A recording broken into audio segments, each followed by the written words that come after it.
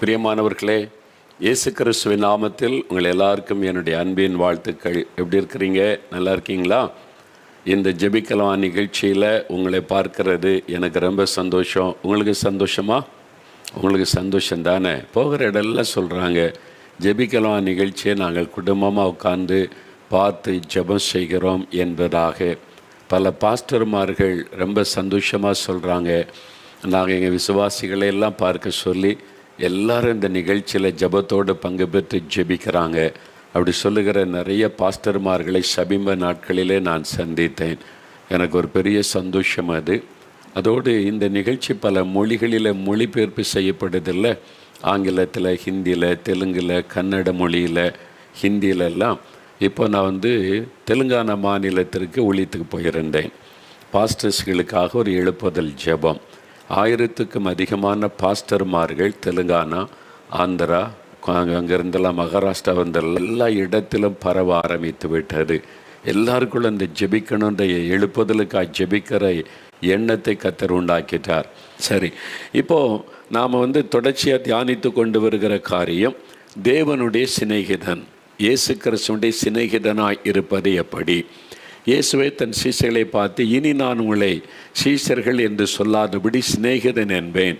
யோவான் 15:15 இயேசு சொல்லுகிறார். அப்போ ஃப்ரெண்ட் ஆஃப் ஜீசஸ், இந்த தலைப்பில் நம்ம தியானித்து வருகிறோம். இது ஆண்டவரோடு கூட நெருக்கமான ஒரு அனுபவத்தை குறிக்கிற ஒரு அற்புதமான ஒரு காரியம். Friend of Jesus, I am a friend of Jesus. இயேசு என்னுடைய சிநேகிதன், நான் அவருக்கு ஒரு சிநேகிதனாக இருக்கிறேன், சிநேகிதியாக இருக்கிறேன் என்று சொல்லுவது ஒரு பெரிய பாக்கியம். ஆனால் சும்மா சொல்கிறதுனால சிநேகிதன் ஆயிட முடியாது. ஒரு சிநேகிதன்னா எப்படி இருக்கணும் அப்படின்னா, 2 பேருடைய இருதயம் ஒன்றாக இணைந்து இருக்கணும், ஒரு மனம் இருக்கணும். இயேசுவுக்கும் நமக்கும் எல்லா காரியத்தில் ஒரு மனம் இருந்தால் தான் இயேசுவோட க்ளோஸாக ஒரு ஃப்ரெண்டாக இருக்க முடியும். 2 பேர் சிநேகிதர்களாக பழகும்போது 2 பேருக்குள்ள ஒரே இருதயம் இருக்கும், ஒரே காரியத்தை பேசுவாங்க, ஒரே மாதிரி சிந்திப்பாங்க. ஒன்றா 2 பேருக்குள்ள மாறுபாடு இருந்தால் சண்டை வந்துக்கிட்டே இருக்கும். அப்புறம் ஃப்ரெண்ட்ஷிப்பு உடஞ்சிரும், ரொம்ப காலம் நிலைக்காது. ஆனால் ஒரு மனம் இருந்தால், 2 பேருடைய இருதயம் இணைந்து இருந்தால் அவங்கள பிரிக்கவே முடியாது. அந்த ஃப்ரெண்ட்ஷிப் ரொம்ப ஸ்ட்ராங்காக இருக்கும். அதே மாதிரி தான் இயேசுக்கும் நமக்கும் ஒரே மனம், ஒரே இருதயம் காணப்படணும். அந்த மாதிரி இருதயத்தில் இணைந்திருக்கணும். அது முதலாவது. 2வது, இயேசுவுக்கு நல்ல சிநேகிதனாக நீங்கள் க்ளோஸாக இருக்கணுமானா உங்கள் நேரத்தை அவருக்காக கொடுக்கணும். இதான் 2வது ரொம்ப முக்கியமான விஷயம். You have to give your time. உங்களுடைய நேரத்தை ஆண்டவருக்காக கொடுக்கணும். இப்போ 2 பேரும் ஃப்ரெண்டாக பழகுறான்னு வைங்களேன், அவங்க அதிக நேரம் ஒன்றா ஸ்பெண்ட் பண்ணுவாங்க. பார்த்துருக்கீங்களா? தாய் தகப்பனோடு இருக்கிறத விட ஃப்ரெண்டோடு இருக்கிறது தான் அதிகமாக இருக்கும். பொதுவாக ஆண் பையங்க பார்த்திங்கன்னா, வாலி பையங்க மாலையான காலேஜ் ஸ்கூல் முடிச்சுட்டு வந்தோன்னே ஃப்ரெண்டோட போகிறேன்னு கிளம்பிடுவாங்க. ஒன்றா பேசுவாங்க, ஒன்றா விளையாடுவாங்க, ஒன்றா டீ குடிப்பாங்க, ஒன்றா சந்தோஷமாக இருப்பாங்க. சில நேரம் அவங்க ஒன்று சேர்ந்துட்டு டைம் போகிறதே தெரியாது. வீட்டிலேருந்து ஃபோன் பண்ணி கூப்பிடுவாங்க, சாப்பாட்டு நேரம் ஆயிட்டு, எல்லாம் முடிஞ்சது, எல்லோரும் சாப்பிட்டுட்டு நீ சீக்கிரம் வரும், இதோ வந்துடுறேன் ஃப்ரெண்டுக்கிட்ட பேசிக்கிட்டே இருப்பாங்க. ஏன்னா ஃப்ரெண்டோடு சேர்ந்து பேச ஆரம்பிச்சுட்டா நேரம் போகிறதே தெரியாது. அந்த மாதிரி டைம் ஸ்பெண்ட் பண்ணால் தான் 2 பேருடைய ரிலேஷன்ஷிப்பை ரொம்ப ஸ்ட்ராங் ஆகும். அப்போது நண்பர்கள் என்றால் நேரத்தை கொடுக்கணும், அதுக்காக அதை செய்வாங்க. நீங்கள் பாருங்களேன், காலையில் எழுந்த உடனே ஃபோன் பண்ணி வராங்க. உடனே என்ன பண்ணுற, என்ன செய்துக்கிட்டு இருக்கிற ஃப்ரெண்டு. பெண் பிள்ளைகள் எடுத்துக்கொண்டால் நிறைய வெளியில் போய் சந்திக்க முடியாது, செல்ஃபோனில் பேசுவாங்க, மணிக்கணக்காக பேசுவாங்க. பார்த்துருக்கீங்களா? ராத்திரியில் பேச ஆரம்பித்தா விடிய காலம் வரைக்கும் சிலர் பேசுவாங்க. அப்படியே மணிக்கணக்காக பேசுவார். என்ன தான் பேசுறதுக்கு இருக்கும் அப்படின்னு பெரியவங்க நினச்சாலும் அது ஃப்ரெண்ட்ஸுகளுக்கு உள்ள ஒரு காரியம். மனம் திறந்து எல்லாத்தையுமே பேசுவாங்க. ரொம்ப நேரம் அப்படி பேச அவங்களுக்குள்ள அந்த ரிலேஷன்ஷிப் ஸ்ட்ராங்காக பில்டப் ஆகிரும். அதே மாதிரி ஆண்டவருக்கு நம்ம நேரத்தை கொடுக்கணும். ஆண்டவருக்கு டைம் கொடுக்காம அவரோடு கூட ஃப்ரெண்ட்ஷிப்பாக பழகவே முடியாது. நம்முடைய நேரத்தை கொடுக்க வேண்டியதாக ரொம்ப அவசியமான ஒரு காரியம். நேரத்தை செலவிடாட்டா நீங்கள் ஐக்கியப்பட முடியாது. ஏன்னா ஒருத்தருக்கு ஒருவர் பகிர்ந்து கொள்வது, சந்தோஷத்தையும் பகிர்ந்து கொள்ளுவாங்க, துன்பத்தையும் பகிர்ந்து கொள்வாங்க, எல்லாத்தையுமே ஷேர் பண்ணி கொள்வாங்க. ஒரு காரியம் புதுசாக தெரிந்து வந்தால் உடனே தான் ஃப்ரெண்டுக்கு சொல்லணும் அப்படின்னு ஃபோன் அடித்து பேசிடுவாங்க, அல்லது நேரில் போய் பேசிடணும் அப்படின்ற ஒரு எண்ணம் வரும். எல்லாத்தையுமே ஷேர் பண்ணுவார். ஆனால் அப்பா கிட்ட எல்லாமே பேச மாட்டாங்க, பார்த்துருக்கீங்களா? ஒரு லிமிட் வச்சுருப்பாங்க. தாய்கிட்ட தகப்பனாரை விட அதிகம் பேசுவாங்க, ஆனால் அது கூட ஒரு லிமிட் இருக்கும், அவ்வளோதான். ஆனால் முழுமையாய் மனம் திறந்து பேசுவது ஃப்ரெண்டுக்கிட்ட தான். அப்போ என் ஃப்ரெண்டுக்கிட்ட நம்ம டீனேஜ் பிள்ளைகள் பாருங்களேன், 2 பையங்க உட்காந்து பேசுனா பேசிக்கிட்டே இருப்பாங்க. நீங்கள் கவனித்து பாருங்கள், என்ன பேசுகிறாங்கன்னு நமக்கு தெரியும், ஆனால் ரொம்ப இன்ட்ரெஸ்டிங்காக பேசுவாங்க அப்படியே.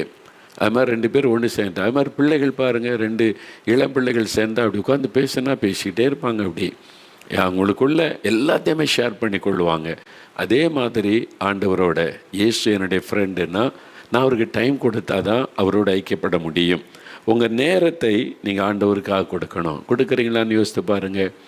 நான் ஊழியத்தின் ஆரம்ப காலம், ஊழியத்துக்கு ஒப்பு கொடுத்து நான் வந்துட்டேன். அப்போ அதிகமான ஊழியம் கிடையாது. சண்டே சர்வீஸில் பேச கூப்பிடுவாங்க, ஒரு ஈவினிங்கில் ஒரு கூட்டத்தில் பிரசங்கம் பண்ண கூப்பிடுவாங்க. அப்புறம் கொஞ்சமாக கூட்டங்கள் வர ஆரம்பித்தார். அப்போ அதிகமான ஊழியம் இல்லாததுனால நாங்கள் தான் கூட்டி ஜெபிக்கிறது. அப்போ எனக்கு நிறைய டைம். அதனால் விடியற் காலை எழுப்பி நான் காட்டுக்குள்ளே போய் ஜெபிக்க போனால் மணிக்கணக்காக ஜெபம் பண்ணிக்கிட்டே இருப்பேன். ஆண்டவரோட உடனே கேஷுவலாக பேசுகிற மாதிரி நான் பேசுவேன். அந்த மாதிரி எனக்கு ஜெபம் பண்ணி பழக்கம். ஆண்டவர்கிட்ட போய் அப்படி பேசுவது, ஜெபிப்பது. அதே மாதிரி ஈவினிங் ஆகிட்டேன்னா சாயங்காலம் 4 மணி 4:30 மணிக்கெல்லாம் காட்டுக்குள்ளே போனேன்னா 7 மணி ஆகும். இருட்டின பிறகு தான் நான் வருவேன். அப்போ நிறைய டைம் இருக்கும் ஜெபம் பண்ண, ஆண்டவர்கிட்ட எல்லாமே மனம் திறந்து பேசுவது, ஜெபம் செய்வது. இப்போ ஊழியம் பெருக பெருக பெருக அந்த ஜெப நேரம் குறைய ஆரம்பித்தார். முன்பு போல் அப்படி போய் ஜெபிக்க முடியவில்லை. அப்போ எனக்கே தெரியுது. ஏன்னா அப்போ நிறைய கடிதங்கள் வர ஆரம்பித்தார். பத்திரிக்கை வெளியிட ஆரம்பித்த உடனே ஜெப குறிப்புகளோடு நிறைய கடிதங்கள் வரும். அதை வாசித்து ஜெபம் பண்ணி அவங்களுக்கு பதில் அனுப்பணும். பத்திரிக்கைக்கு செய்தி எழுதணும், அதை பிரிண்டிங் கொடுக்கணும், அதை அனுப்பணும். அப்புறம் இதை கேள்விப்பட்டு ஜனங்கள் வர ஆரம்பிச்சிட்டாங்க.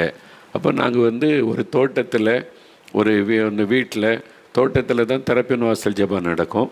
அவங்க வீட்டில் ஒரு ரூமை எங்களுக்கு இங்கே நீங்கள் நடத்தி கொள்ளுங்கன்னு சொல்லி அங்கே தான் ஆஃபீஸ் வச்சுருந்தோம். அந்த நாட்களில் 2 பேர் தான் நாங்கள் இருந்தது, முழு நேரமாக இருந்தது. மற்றவங்க உதவி செய்கிற 2-3 பேர் வருவாங்க. அப்போ அங்கே போய் உட்கார்ந்துருந்தாக்கி கடிதங்களுக்கு பதில் எழுத, ஆட்கள் வந்தால் சந்திக்க, ஜெபிக்க, நேரமெல்லாம் இதுக்கே சரியாக போயிடும். அப்போ ஜெப நேரம் கொஞ்சம் கொஞ்சமாக குறைய ஆரம்பித்தது. ஜெபம் பண்ணுவோம், முன்னால் ஜெபித்த அளவு ஜெபிப்பதில்லை, குறைய ஆரம்பித்தது. எனக்கே அது தெரிந்தது. நம்ம முன்னால் ஜெபித்த மாதிரி ஜெபிக்கலையே. ஆனால் என்னை திருப்திப்படுத்தி கொண்டேன். நம்ம என்ன சும்மாவாக இருக்கோம், ஊழியம் தானே செய்கிறோம். பத்திரிக்கைக்கு செய்தி எழுதுகிறோம், கடிதங்களுக்கு பதில் அனுப்புகிறோம், ஜனங்கள் அவங்களோட பேசி ஜெபிக்கிறோம், ஊழியத்தில் தானே பிஸியாக இருக்கிறோம் அப்படின்னு சொல்லி என்னை திருப்திப்படுத்தி கொண்டேன். சில நாட்கள் கழிந்தது. ஒரு நாள் எனக்கு நல்ல ஞாபகம் இருக்குது. ஆஃபீஸுக்கு போனேன். நாங்கள் ஃபுல் டைமாக 2 பேர் தான். நாங்கள் ஆஃபீஸுக்கு போன உட்காந்து இந்த கடிதங்கள்லாம் பார்த்து ஜெபிக்கணும்னு எல்லாம் டேபிளில் ஃபைலில் எடுத்து வைத்திருந்தேன். அப்போ வச்சுட்டு இந்த கடிதங்களை வாசித்து ஜெபிக்கணும்னு நினைக்கும் போது ஆண்டவர் பேச ஆரம்பித்தார். நாங்கள் ஆஃபீஸில் உட்கார்ந்துருக்கிறோம், ஆண்டவர் பேசுகிறார். அவருடைய சத்தம் எழுத்தில் தெளிவாக துணிக்குது. கர்த்தர் பேசுகிறது எனக்கு விளங்குகிறது. ஆண்டவர் சொன்னார், நீ வா என் சமூகத்தில், உன்னோட நான் பேசணும் அப்படின்ற மாதிரி ஆண்டவர் பேசுகிறார். நீ வா, தனியாக வா, நான் உன்னோட பேசணும். அப்போ நான் உடனே எழுந்து, இதெல்லாம் அப்படியே இருக்கட்டும், நான் கொஞ்சம் ஜெபம் பண்ணிட்டு வரேன்னு பைபிள் எடுத்துக்கொண்டு அந்த தோட்டத்துக்குள்ளே போனேன். திறப்பின் வாசல் ஜெபம் நடக்கும், அது தென்னந்தோட்டம். அந்த தோட்டத்தில் போய் நான் முழங்கால் படியிட்டு, ஆண்டவர் என்னோடு பேசி நீ தனியாக வா, உன்னோடு பேசணும்னு சொன்னது எனக்கு தெளிவாக தெரிந்தார். ஆண்டவர் ஏதோ பேச விரும்புகிறார் அப்படின்னு சொல்லி தான் நான் போய் முழங்கால் படியிட்டேன். முழங்கால் படியிட்டு என் இருதயத்தை ஒருமுகப்படுத்தி தேவனோடு பேசுவதற்கு அவருடைய குரலை கேட்க ஆயத்தப்படுத்தி, ஆண்டவரை என்ன காரியம் என்று நான் ஜெபிக்க ஆரம்பித்தேன், கேட்க ஆரம்பித்தேன். அப்போ ஆண்டவர் சொன்னார், நீ ஊழியம், இந்த ஊழியத்துக்கு ஆட்களை சந்திக்கிறேன், ஜெபிக்கிறேன், கடிதங்களுக்கு பதில் அனுப்புகிறேன்னு சொல்லி எனக்கு கொடுக்க வேண்டிய நேரத்தை நீ குறைத்து கொண்டாய். ஆண்டவர் அதை குறித்து பேசினார். எனக்கு கொடுக்குற நேரத்தை நீ குறைச்சிட்ட. நீ இப்போ ஊழியன்ற பேரில் மற்றவங்களுக்கு அந்த நேரத்தை கொடுக்கிறாய். உன் நேரம் எனக்கு வேண்டும், நீ எனக்கு முக்கியம். நீ செய்கிற ஊழியத்தை விட நீ எனக்கு முக்கியம். நீ என் கூட பேசணும், என் சமூகத்துக்கு வரணும், என் சமூகத்தில் காத்திருக்கணும். உன் ஊழியம் கூட எனக்கும் உனக்கு நடுவாக வந்துவிடக்கூடாது. நீ என் கூட தனித்திருக்கிறத நான் விரும்புகிறேன். என் கூட பேசுகிறதை அப்போ தான் நான் அவன்கிட்ட பேச முடியும். நீ எப்படி ஊழியம் செய்யணும், என்ன செய்யணுன்றதை நான் அவன்கிட்ட பேச முடியும். இல்லாட்ட நீயா ஒன்று செய்வ, நீயா ஒரு ஊழியம் செய்ய, நீயா பிளான் பண்ணுவ, நீயா தப்பாக நடந்துருவ. அப்போ நீ என் சமூகத்தில் காத்திருக்கணும், நீ எனக்கு உன் நேரத்தை கொடுக்கணும், அதை நான் விரும்புகிறேன் அப்படின்னு ஆண்டவர் பேசினார். அதுக்காகவே கர்த்தர் என்னை கூப்பிட்டு பேசினார். நான் இருதய நொறுங்கி கண்ணீர் வடித்து ஜெபம் பண்ணினேன். ஆண்டவரே என்னை மன்னியும், நான் தப்பாக நினச்சிட்டேன், ஒளிந்தானே செய்கிறோம் அப்படின்னு நினச்சிட்டேன், என்னை மன்னியும். நான் இனி உம்முடைய நேரத்தை எந்த விதத்திலும் எதுக்காக விட்டு கொடுக்க மாட்டேன். I want to be alone with you. உம்மோட நான் தனித்திருக்க என்னை ஒப்பு கொடுக்குற ஆண்டவரே. அப்போ தேவனுடைய இருதயம் எப்படி இருக்குது பார்த்தீங்களா? ஆண்டவரோடு நீங்கள் இணைஞ்சிட்டா, ஒரு ஃப்ரெண்ட்ஸாக பழக ஆரம்பிச்சிட்டா தேவனுடைய எதிர்பார்ப்பு என்ன? அதுதான். அதான் 2 பேர் ஃப்ரெண்ட்ஷிப் வைக்கும்போது நடக்கிற விஷயம். உன்னை பார்க்கணும், அவன்கிட்ட பேசணும், வா. என்ன பேசணும்? என்ன பேசுனே இருக்கிற வா, அவ்வளோதான். உடனே பரவிட்டு போயிடுவாங்க. பார்த்துருக்கீங்களா? எதுக்கடா ஃப்ரெண்டு கூப்பிட்றேன், தெரியாத கூப்பிட்றாமா, நான் போயிட்டு வந்துடுறேன் அப்படின்னு போயிடுவாங்க. எனக்குன்னு தெரியாது போயிடுவாங்க. எதுக்கடா கூப்பிட்டேன், உன்கிட்ட பேசணும் போல் இருந்துச்சு, வா 2 பேரும் அப்படியே டீ குடிச்சிட்டு வரலாம் போவாங்க. பார்த்துருக்கீங்களா? ஃப்ரெண்ட்ஸுன்னாக்கி ஆண்டவர் அந்த மாதிரி அவரோட நம்ம நெருங்கின ரிலேஷன்ஷிப்போடு பழகணும். அப்போ தான் அவருடைய மனதில் இருக்கிறத ஆண்டவர் பேச முடியும் என்று ஆண்டவர் தெளிவாக எனக்கு கற்றுக்கொடு. அதிலிருந்து என் ஜெப நேரத்தை நான் விட்டு கொடுப்பது இல்லை.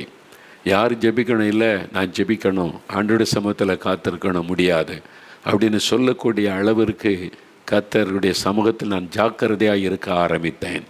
ஏன்னா அவர் எதிர்பார்க்கிறதே நான் அவருடைய சமூகத்தில் தனித்து இருக்கணும், அவரோட பேசணும் என்பது தான்.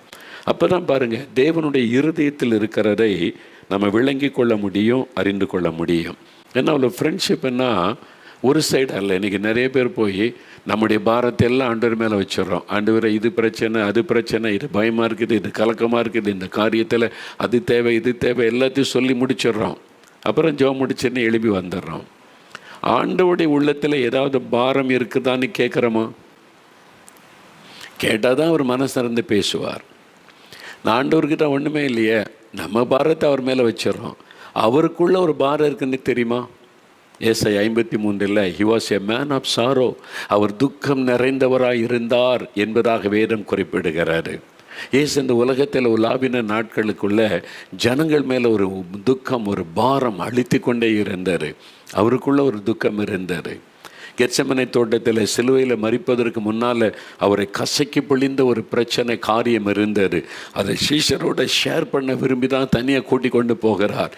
ஆனால் அவங்க முன்னால் துக்கப்படுகிறார், வியாகுலப்பட, அதுக்கு வெட்கப்படவே இல்லை. என்ன ஆண்டவர் துக்கப்படுறாரு, அவர் துக்கப்படலாமா, எவ்வளோ பெரிய தேவன் அப்படின்னு சொல்கிற அளவுக்கு அவர் நினைக்கல. மனம் திறந்து பேச விரும்புகிறார். இன்றைக்கும் அதே மாதிரி தான் ஆண்டவர் உங்களோட பேச விரும்புகிறார். யார் ஃப்ரெண்டாக அவருடைய இருதயத்தை புரிந்து கொள்வாங்களோ அவங்களோட பேசுவார். அது ஆதியாகமம் 18ஆம் அதிகாரத்தில் ஆபிரகாமை சந்திக்க ஆண்டவர் வர்றார். அவருக்குள்ள ஒரு துக்கம் வந்துட்டு, சோதம் குமார பட்டணத்தை அழிக்க போகிறோமே, அந்த துக்கம். பாவத்தினால ஒரு மனிதனையோ பட்டணத்தையோ தேவன் அழிக்க ஒப்பு கொடுக்கும்போது கூட சந்தோஷப்படுவதில்லை. அவருடைய நீதி நிமித்தம் அவர் தண்டிக்கிறார். ஆனால் அவருடைய அன்பின் நிமித்தம் அவருடைய உள்ளம் பாரம் கொள்ளுகிறது, துக்கம் கொள்ளுகிறது. நான் சிருஷ்டித்த என் மக்களை நானே அழிக்க வேண்டியது இருக்கிறதே என்கிற துக்கம் அவருடைய இருதயத்தில். அதனால தான் யாராவது திறப்பில் நின்று ஜெபிப்பாங்களான்னு ஏக்கத்தோடு தேடுகிறார். என் பாரத்தை யார் புரிந்து கொள்ளுவாங்க? ஆபிரகாம் என்னை புரிந்து கொள்ளுவான். அவனுடைய சிநேகிதன் என்ற ஆண்டவர் வந்து மனம் திறந்து பேசுகிறார். இல்லைன்னா தேவன் ஒரு பட்டணத்தை அழிக்க அந்த மனுஷங்கிட்ட வந்து பேசணுன்னு என்ன இருக்குது? ஆபிரகாம்கிட்ட வந்து சொல்லித்தான் செய்யணும் என்ன இருக்குது? யோசித்து பாருங்கள். அப்போ ஆண்டவர் மனதில் இருக்கிறதை ஷேர் பண்ண விரும்புகிறார். அவர் அதை பகிர்ந்து கொள்ள விரும்புகிறார். அந்த பாரத்தை நம்மோடு பகிர்ந்து கொள்ள, நாம் எப்படி நம்முடைய பாரத்தை தேவனோடு பகிர்ந்து கொள்கிறோமோ அவர் தன்னுடைய பாரத்தை பகிர்ந்து கொள்ள விரும்புகிறார். அதுக்கு நம்ம நேரம் கொடுக்கணும், காத்திருக்கணும். அவசரப்படாமல் அமர்ந்திருந்தால் அப்போ தான் அவர் பேச ஆரம்பிப்பார். நீங்கள் அவசரம், ஆண்டவரே எனக்கு ஒரு 10 நிமிஷம் தான் இருக்குது, நான் ஜெபிச்சுட்டு போயிடுறேன், அரை மணி நேரம் தான் இருக்குது, அவசரமாக இதெல்லாம் ஜெபிச்சுட்டு போயிடுறேன்னு போனால் கர்த்தர் பேச முடியாது. நீங்கள் ஆண்டவருக்கு டைம் கொடுக்கணும். ஆண்டவர் எவ்வளோ நேரம்னாலும் பரவாயில்ல, நம்முடைய சமூகத்தில் நான் காத்திருப்பேன், உங்கள் மனசில் இருக்கிறது எனக்கு சொன்னால் நான் அதுக்காக ஜெபம் பண்ணுவேன்னு நீங்கள் வெயிட் பண்ணி காத்திருந்தா ஆண்டவர் அதை கவனித்து பார்த்து உங்கள் இருதயம் எந்த அளவுக்கு ஆண்டவர் மேலே அன்போடு காத்திருக்கிறதோ அந்த அளவுக்கு உங்களுக்கு நெருக்கமாய் வந்து அவர் ஷேர் பண்ணுவார். நீங்கள் பாருங்கள், வேத புஸ்தகத்தில் 1 சாமுவேல் 15ஆம் அதிகாரம் எடுங்க. 1 சாமுவேல் 15ஆம் அதிகாரம்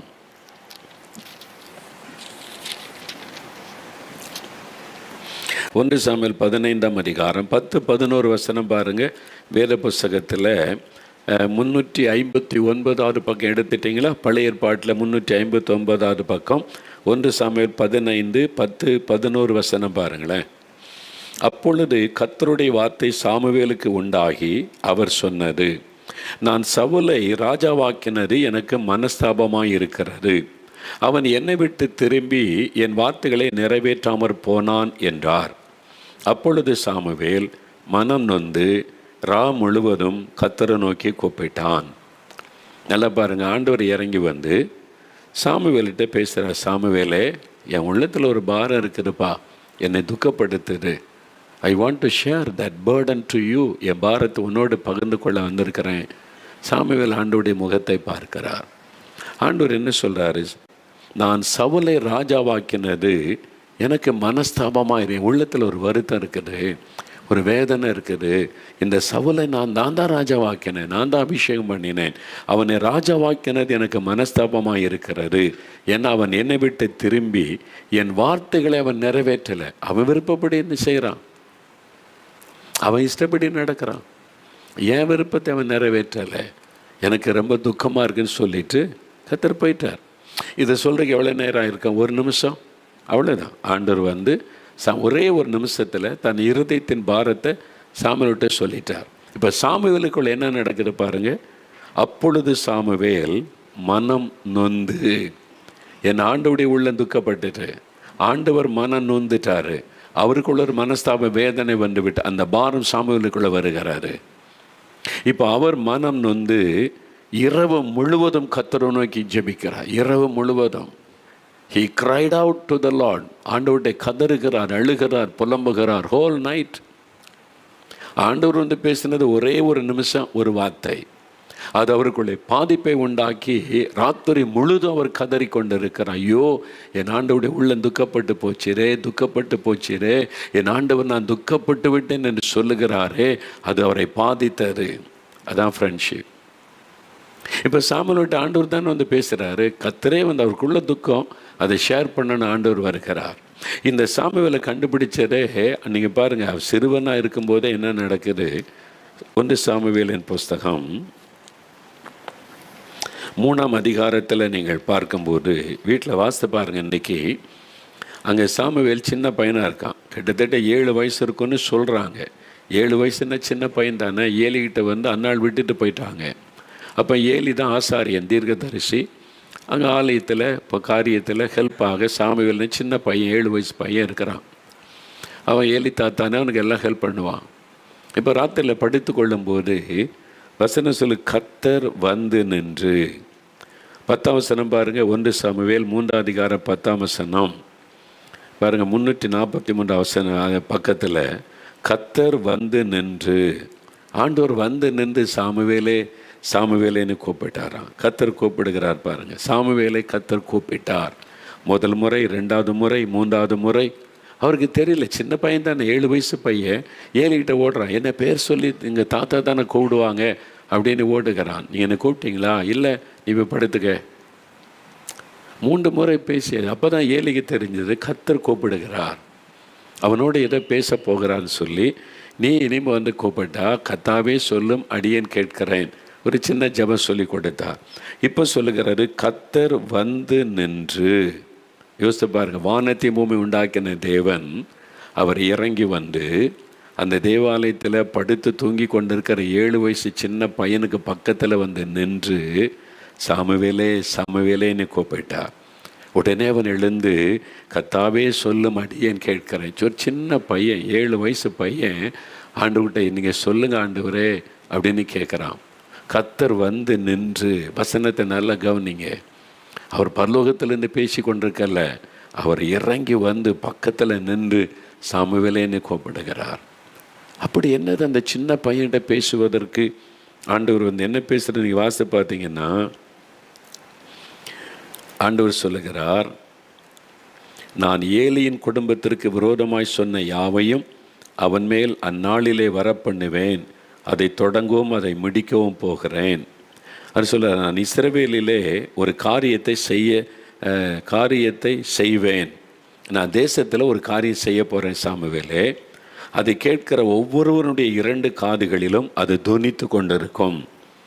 அதாவது தேசத்தில் நடக்க போகிற ஒரு பெரிய விஷயத்த 7 வயசு சின்ன பையன்ட்டு ஆண்டவர் பேசுகிறார். நீங்கள் கற்பனை பண்ணி பாருங்கள். தேசத்தை அதிர பண்ண போகிற காரியம் எல்லாருடைய காதுகளிலும் துணிக்கும் அப்படின்னு ஆண்டவர் பேசிட்டு ஒரு ஊழியக்காரனுடைய குடும்பத்தில் நியாய தீர்ப்பு செய்ய போகிறார். அவர் சொல்கிறார், நான் நியாயம் தீர்ப்பு செய்வேன்னு கர்த்தர் சொல்கிறார். ஏலியின் குடும்பத்தார் செய்த பாவம் ஒருபோதும் பலியினாலாவது காணிக்கையினாலாவது நிவிருத்தி ஆவதில்லை. ஆண்டவர் ஒரு ஊழியக்காரனுடைய குடும்பத்தை குறித்து பேசுகிறார். ஏன்னா ஏலி ஒரு ஊழியக்காரனுடைய பிள்ளைகள் தப்பு பண்ணுறாங்க, ஆனால் அதை கண்டிக்கலை. அவன் சொல்லி பார்த்தா கீழ்ப்படியலைன்னு உடனே விட்டுட்டான். அவன் கோபத்தோடு சரிப்படுத்தி இருக்கணும், கர்த்தர் எதிர்பார்த்தபடி செய்யலை. அது ஆண்டவருடைய உள்ளத்தை துக்கப்படுத்திட்டு, அது ஆண்டவருடைய நாமத்திற்கு இழுக்கை கொண்டு வந்த காரியம், தேவாலயத்தை தீட்டுப்படுத்தின காரியம். ஆண்டவர் சொல்லியும் அவர் எச்சரிப்பு கொடுத்தார், இப்படியே விட்டால் உன்னுடைய சந்ததியில் எல்லாரும் இளவயதில் மறித்து போயிடுவாங்க அப்படின்னு அந்த சாபம் உன்னை தொடர்ந்து வரும்னு கர்த்தர் பேசுகிறார். அப்பவும் ஏலி கவனம் செலுத்தலை, அவர் பாட்டில் நிர்விசாரமாக இருக்கிறார். அப்போ ஆண்டவருடைய உள்ளத்தை ரொம்ப துக்கப்படுத்தி விட்டார். இது யாரிடத்தில் சொல்கிறாரு? தேவனுடைய உள்ளத்தில் இருக்கிற அந்த பாரத்தை பகிர்ந்து கொள்ள ஆள் தேடுகிறார். ஏலி சொன்னது கேட்கல, வேறு யாரும் என் சத்தத்தை கேட்பாங்கன்னு தேசத்தில் தேடி பார்த்தா யாருமே இல்லை. அப்போ இந்த சின்ன பையன்தான் தேவாலயத்தில் ஊழியம் செய்துக்கிட்டு இருக்கிறான். ஆண்டவர் மேலே அவனுக்கு அன்பு. அவன் தாய் சொல்லி கொடுத்துருப்பாங்க, நான் இயேசு கர்த்தர்கிட்ட கேட்டு தான் உன்னை பெற்றுக்கொண்டேன், அவர் தான் உனக்கு எல்லாமே நீ சொன்னதுனால ஆண்டவர் மேலே அன்பு. அது ஒன்று தான். 7 வயசு சின்ன பையனுக்கு என்ன தெரியும்? கர்த்தர் நின்று இஸ்ரவேல் தேசத்தில் ஒரு காரியம் செய்ய, தேசத்தில் நடக்க போகிற முக்கியமான விஷயத்தை பேசுகிறார். அப்படின்னா ஆண்டவருடைய உள்ளம் எவ்வளவு ஏக்கத்தோடு ஒரு ஆளை தேடுகிறதுன்னு பாருங்கள். நம்ம நிறைய பேர் அதை சிந்திப்பதே இல்லை. ஆண்டவருக்கு ஒரு கஷ்டம் இல்லை, பாரம் இல்லைன்னு நினைக்கிறோம். நம்ம பாரத்தை அவர்கிட்ட சொல்லுவோன்னு நினைக்கிறோம். அவருக்குள்ளும் பாரம் இருக்கிறது, அவருக்குள்ளும் வேதனைப்படுகிற விஷயம் இருக்கிறது. அதனால தான் சீஷர்கிட்ட சொல்லுகிறார். மக்களை பார்க்கும்போது சீஷர்கிட்ட சொல்கிறார்ல, இந்த ஜனங்களுக்காக நான் பரிதபிக்கிறேன், என் உள்ளத்தில் பாரம் வருது, பரிதபிக்கிறேன், ஏதாவது செய்யணும், வெறுமனை அனுப்பிடக்கூடாது. அதை சீஷரோடு பகிர்ந்து கொள்கிறார் பாருங்க. அப்போ அவருடைய உள்ளத்தில் இருக்க துக்கத்தை பகிர்ந்து கொள்ள ஆள் தேடுகிறார். நல்லா அறிந்து கொள்ளுங்க, இன்றைக்கும் தேசத்தில் சபைகளில் நடக்கிற காரியத்தை ஆண்டவர் யார்கிட்டையாவது பகிர்ந்து கொண்டு அவங்க ஜெபிக்கணும்னு எதிர்பார்க்கிறார். சாமுவேல் சின்ன பையனாக இருக்கும் போதே ஆண்டவர் அவனோட காரியத்தை பகிர்ந்து கொண்டார். இப்போ 15ஆம் அதிகாரம் வரும்போது அவர் பெரிய ஆளாக தீர்க்கதரிசியாக இருக்கிறாரு. ஆனால் சாமுவேல் ஆண்டவரோடு அவ்வளோ நெருக்கமான ஃபெலோஷிப்பில் இருந்தார்.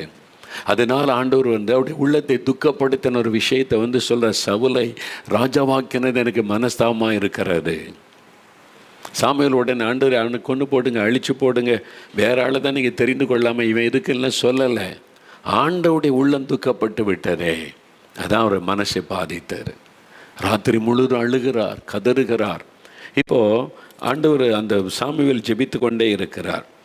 இப்போது 1 சாமுவேல் 15ஆம் அதிகாரம் கடைசி வசனமும் 16ஆம் அதிகாரம் 1ஆம் வசனமும் வாசிக்க போகிறோம்.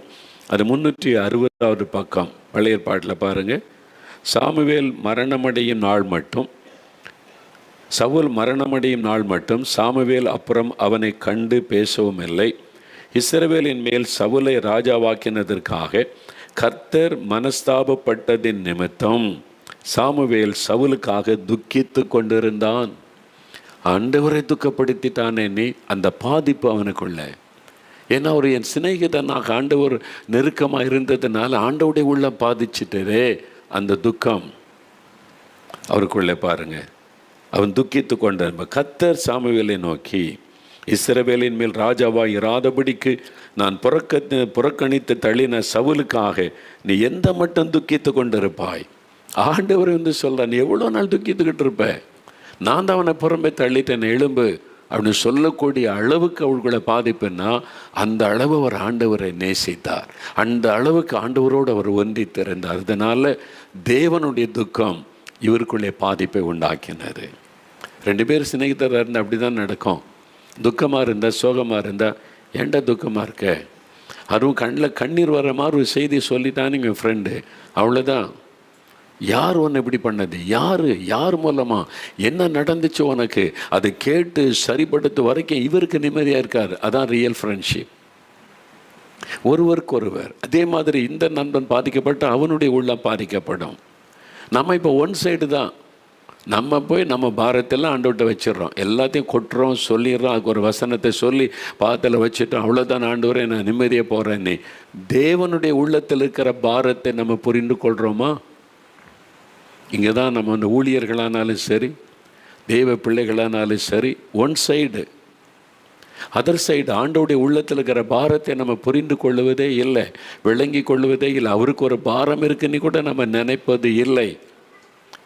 அதனால்தான் ஆண்டவரோட நெருக்கமான ஒரு ஐக்கியம் இல்லாமல் வாழ்ந்து கொண்டு இருக்கிறோம்.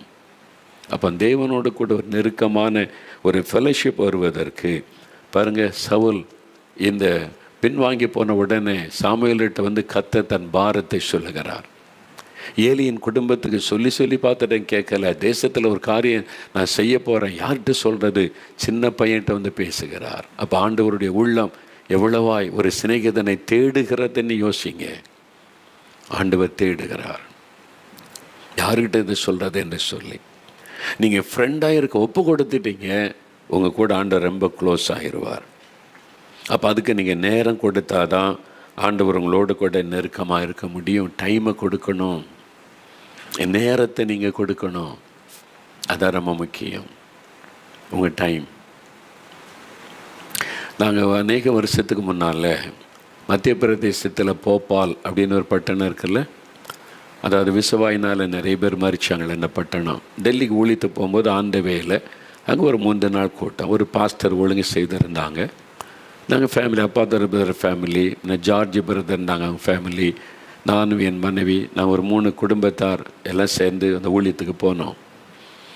அப்போ முதல் நாள் கூட்டம் ஒரு ஹாலில் ஒழுங்கு இது வந்து 25-30 வருஷத்துக்கு முன்னால் நடந்தது. அப்போ ஒரு ஹாலில் கூட்டம் ஒழுங்கு பண்ணி நிறைய மக்கள் வந்திருந்தாங்க, கிறிஸ்தவர் அல்லாத மக்கள் வந்திருந்தாங்க. ஆண்டவருடைய வசனம் வல்லமையை கடந்து போனது. நிறைய அற்புதம், ஆண்டவர் அற்புதம் செய்தார்.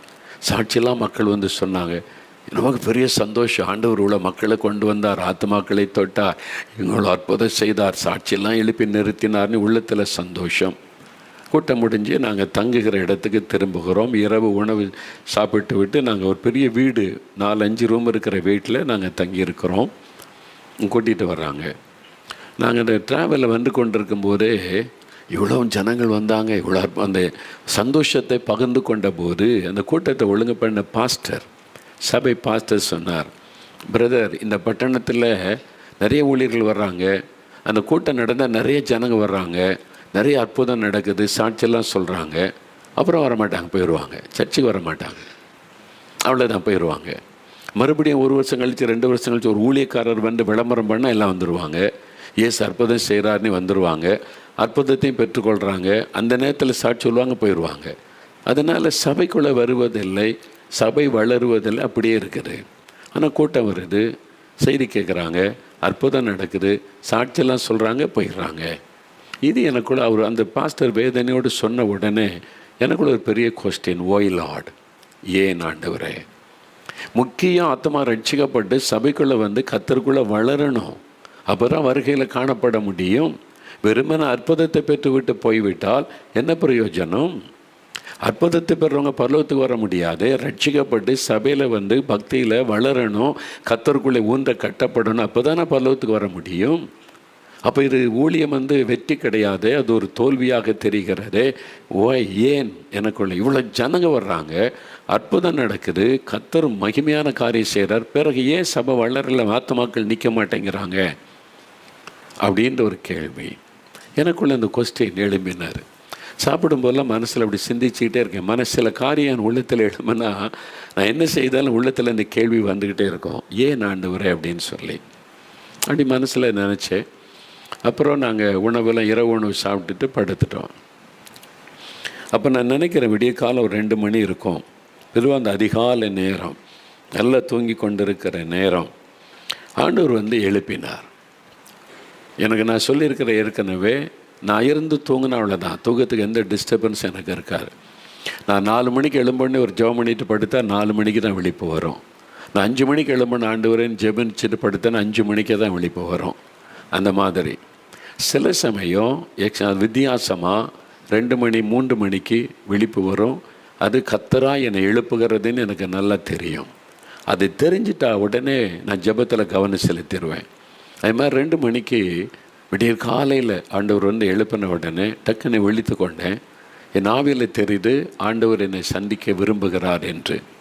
நான் எழுப்பினேன், என் மனைவி தூங்கி கொண்டு இருக்கிறாங்க, எல்லா ரூம்லையும் ஆட்கள் இருக்கிறாங்க, ஒவ்வொரு ரூமில். இப்போ ஆண்டவர் பேச விரும்புகிறார், நான் ஜெபிக்கணும், என்ன செய்கிறது? படுக்கை விட்டு எழுந்து ரூமை விட்டு வெளியே வந்தேன். நாங்கள் ஹால், பல ரூம்கள் மத்தியில் ஹால். அங்கே வந்து நான் முழங்கால் படிக்கிட்டேன். முழங்கால் படிக்கிட்டு ஆண்டவர் பேச விரும்புகிறது என் ஆவியிலே உணர்ந்ததுனால நான் ஆண்டவரிடத்தில், ஆண்டவரே நீர் என்னை எழுப்பி என்னை கொண்டு வந்ததற்கு முகாந்திரம் உண்டு, என்ன விஷயம் ஆண்டவரே? அவர் இதை பேச விரும்புகிறார், எனக்கு நல்லா தெரிகிறது என் ஆவியில். அப்போ ஆண்டவர் சொல்லுகிறார், கூட்டம் வந்தாங்க, செய்தி கேட்டாங்க, அற்புதம் நடந்துச்சு, சாட்சியெல்லாம் சொன்னாங்க, ஆனால் சர்ச்சுக்கு வரல, சபை மாற்று மக்கள் நல்ல நிற்கலை, போயிடுறாங்களே ஏன் அப்படின்னு ஒரு கேள்வி கேட்டல. என் மனதில் எழும்பின கேள்வி, நான் அதுக்கு பதில் சொல்ல வந்திருக்கிறேன்னு சொன்னார். அப்போ நான் மனசில் நினைக்கிறத தேவன் கவனித்து பதில் சொல்ல, ஏன் ஆண்டவரே? அப்போ ஆண்டவர் சொன்னார், இவங்க ஒரு கூட்டத்தை ஆர்கனைஸ் பண்ணும்போது என்ன ஜெபிக்கிறாங்க, நிறைய கூட்டம் வரணும், அந்த ஜெபத்துக்கு நான் பதில் கொடுத்துருக்கிறேன். ஊழியரை வல்லமையாக பயன்படுத்தணும்னு ஜெபிச்சாங்க, அதை நான் செய்திருக்கிறேன். அற்புத அடையாளங்களை நடக்கணும், ஆண்டவரை சாட்சியெல்லாம் எழும்புன்னு ஜெபிச்சாங்க, அதை நான் செய்திருக்கிறேன். அவங்க என்ன கேட்டாங்களோ அதை நான் செய்திருக்கிறேன். ஆனால் இந்த ஆத்துமாக்கள் ரட்சிக்கப்பட்டு கர்த்தருக்குள்ளே நிலைநிற்கணுமே அப்படின்னு பாரம் கொண்டு ஜெபித்த ஜெபம் இல்லை. ஒரு ஆத்துமாக்குள்ள இயேசு உருவாக்கணுமானா பவுல் சொல்லுகிறார், கர்ப்ப வேதனைப்படுகிறேன். கண்ணீரோடு விதைச்சாதானே கம்பீரமான அறுவடை கிடைக்கும். இவங்க கண்ணீரோடு ஜெபிக்கலை, ஆத்துமாக்களுக்காக பரிதபிக்கலை, ஆத்துமாக்களுக்காக பாரம் கொண்டு ஜெபம் பண்ணலை. அதனால தான் இந்த ஆத்துமாக்கள் ரட்சிக்கப்படாமல் பின்வாங்கி போகிறாங்க, சபைக்குள்ளே வரலை. அப்போ நான் என்ன எதிர்பார்க்கிறேன், இந்த ஆத்துமாக்களுக்காக கர்ப்ப வேதனையோட உத்தரவாதம் பண்ணி ஜெபம் ஏறெடுக்கப்பட்டாதான் அந்த ஆத்துமாக்கள் ரட்சிக்கப்பட்டு வரும். அது இல்லையே, வேதனையோட துக்கத்தோடு தேவன் அந்த வார்த்தை சொன்ன உடன் என் இருதயம் நொறுங்கி போனது. நான் சொன்ன, ஆண்டவரே நான் ஜெபிக்கிறேன், Lord I am here to pray with the tears for the souls. இந்த பட்டணத்தின் ஆத்துமாக்களுக்காக நான் ஜெபிக்கிற ஆண்டவரே. வெகு நேரம் அழுது என் கண்ணீரை சிந்தி நான் ஜெபம் பண்ணினேன். தேவனுடைய எதிர்பார்ப்பு அப்படி ஜெபிக்க ஆள் இல்லையே, ஆத்துமாக்களுக்காக பரிதபித்து ஜெபிப்பதற்கு. அதனால தான் அவங்க போயிடுறாங்க. நான் கண்ணீரோடு ஜெபிச்சுட்டு ரொம்ப நேரம் ஜெபம் பண்ணேன். எனக்கு ஒரு சந்தோஷம், சமாதானம் வரும் வரைக்கும். அடுத்த நாள் சொன்னேன், பகல் உபவாச ஜெபம் வைத்தோம், ஜெபிக்கிற மக்களை எழுப்பணும்னு போய் நிறைய பேர்கிட்ட சொல்லி, நீங்கள் ஜெபிக்கணும், ஆத்துமாக்களுக்கான விசுவாசிகள் நிறைய பேர் ஒப்பு கொடுத்தாங்க. நான் ஜெபிக்கிறேன், ஜெபிக்கிற மக்களை எழுப்பும்படி கர்த்தர் செய்தார். அந்த பாஸ்டர்கிட்ட சொன்னேன், தேவன் இதை எதிர்பார்க்கிறார், சபையில் ஆத்துமாக்களுக்காக அழுது புலம்பி உத்தரவாதம் பண்ணி ஜெபிக்கணும், அப்படி இல்லாமல் அறுவடை பார்க்க முடியாது, தேவனுடைய எதிர்பார்ப்பு அதுன்னு சொல்லி அப்படி அந்த பாஸ்டர் சொன்னால், நாங்கள் ஜெபிக்கிறோம் பிரதர் இனிமே என்று சொல்லி ஜெபிக்க ஆரம்பித்தார்கள். அந்த கூட்டத்தில் உபவாசத்தில் நிறைய பேர் ஒப்பு கொடுத்தாங்க. சில வருடங்கள் கழித்து ஒரு பெரிய கான்ஃபரன்ஸில் அந்த பாஸ்டரை சந்தித்தேன். எப்படி இருக்கீங்கன்னு விசாரித்து ரொம்ப அன்பாக வந்து பேசினாங்க. இப்போ எப்படி பிரதர், நீங்கள் வந்து ஜெபிக்க சொல்லி கொடுத்துட்டு ஜெபிக்க வச்சுட்டு போனீங்களே, அதுக்கு பிறகு சபைகள் வளர்ந்துருக்கிறது, நிறைய ஆத்துமாக்கள் சபைக்கு வர்றாங்க. கர்த்தர் ஜெபத்தை கேட்டார். அப்போ தேவனுடைய இருதயத்தில் இருக்கிறதை அறிந்து ஜெபிப்பது அதான் ரொம்ப முக்கியம். நாம ஜெபித்து கொண்டு இருப்பது அல்ல. அதுக்கு அன்றைக்கி நேரம் கொடுக்கணும். ஆண்டவர் அதிகாலையில் எழுப்பினாலும் சரி, ஆண்டவரே இல்லை ஆண்டவரே தூக்கம் வருது, ஒரு 10 நிமிஷத்தில் எதாவது பேசுங்க, நம்ம தூங்கணுன்னா முடியாது. டைமே பார்க்கக்கூடாது. ஆண்டவர் பேச ஆரம்பிச்சிட்டா அழைச்சிட்டா நேரமே பார்க்கக்கூடாது. நீங்கள் நேரத்தை ஃபுல்லாக கொடுத்தா தான் அவர் உங்களோட மனம் திறந்து பேச முடியும், நீங்கள் ஜெபிக்க முடியும், கர்த்தர் உங்களோட ஐக்கியப்பட முடியும். இதனுடைய தொடர்ச்சியை நாளைக்கு நம்ம தியானிக்க போகிறோம். இன்னும் சில அனுபவங்கள், இன்னொரு காரியம், நாளையோட இந்த காரியத்தை நம்ம சொல்லி முடிச்சிருவோம். அதுக்கு பிறகு வேறு காரியங்கள் மறுகிற நாட்களில் தியானிப்போம். நாளைக்கு இந்த இயேசுவின் சிநேகிதனாக இருக்கிற முக்கியமான சில காரியத்தை பகிர்ந்து கொள்ள போகிறேன். இப்போ ஒப்பு கொடுக்குறீங்களா? ஆண்டவரே, என் நேரத்தை நான் ஒப்பு கொடுப்பேன், என் நேரத்தை உமக்கு தருவேன், டைமே பார்க்க மாட்டேன். அது ராத்திரியானாலும் பகலானாலும் எவ்வளவு நேரமானாலும் ஆண்டவரே உம்முடைய சமூகத்தில் காத்திருக்க, உம்மோட பேச, உம்முடைய குரலை கேட்க என எந்த நேரமானாலும் நான் ஆயத்தமாக இருக்கிறேன், ஒப்பு கொடுக்கிறேன். ஒரு நிமிடம் இதயத்தில் கை வைத்து ஜெபிங்க. ஆண்டவரே, உனக்கு உமக்கென்று என் நேரத்தை கொடுக்க நான் அர்ப்பணிக்கிறேன். எவ்வளவு நேரமானாலும் காத்திருக்க அர்ப்பணிக்க நான் ஜெபிக்க என்னை ஒப்பு கொடுக்கிறேன். இரவு முழுவதுமானாலும் அதற்கு காத்திருக்க என்னை அர்ப்பணிக்கிறேன். இந்த அனுபவத்தை தாரும், உம்முடைய சிநேகிதன் என்கிற அனுபவத்தை தாரும், உமக்கு ஒரு ஃப்ரெண்டாக இருக்கிற ஒரு அனுபவத்தை தாரும். அதற்காக நேரம் எவ்வளவானாலும் பரவாயில்லை, ஒப்பு கொடுக்கிற ஆண்டவரே, என்னை அர்ப்பணிக்கிறேன். ஆண்டவரே, கிருபை தாரும். இன்று யார் யார் ஜெபிக்கிறாங்களோ, இந்த வாலிப தம்பி, வாலிப மகள், இந்த தகப்பனார், தாயார் யார் ஜெபிக்கிறாங்களோ அவங்களோட நீர் பேசவும், அவர்களை உம்முடைய சிநேகிதர்களாக அணைத்து கொள்ள வேண்டும் என்று ஜெபிக்கிறேன். இன்று முதல் அவருடைய ஆவிக்குரிய வாழ்க்கையிலே மாற்றம் வரட்டும். இயேசு கிறிஸ்துவின் நாமத்தில் ஜெபிக்கிறோம் பிதாவே. ஆமேன், ஆமேன். என் ஆத்துமாவே கர்த்தரை ஸ்தோத்திரி, என் முழு உள்ளமே அவருடைய பரிசுத்தமுள்ள நாமத்தை ஸ்தோத்திரி. என் ஆத்துமாவே கர்த்தரை ஸ்தோத்திரி, அவர் செய்த சகல உபகாரங்களை மறவாதே. ஆமேன், ஆமேன்.